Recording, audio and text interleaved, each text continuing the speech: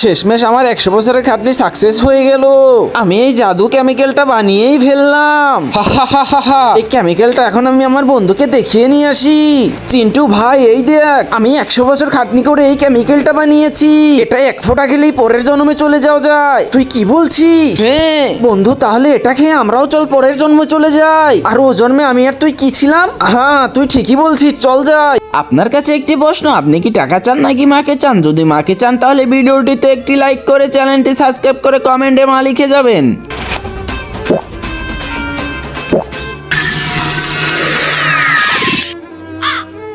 চিন্টু ওই দেখ তুই।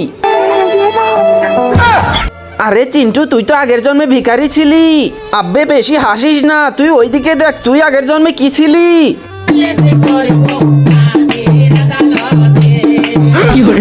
আগের জন্মে তুই তো হিজড়া ছিলি।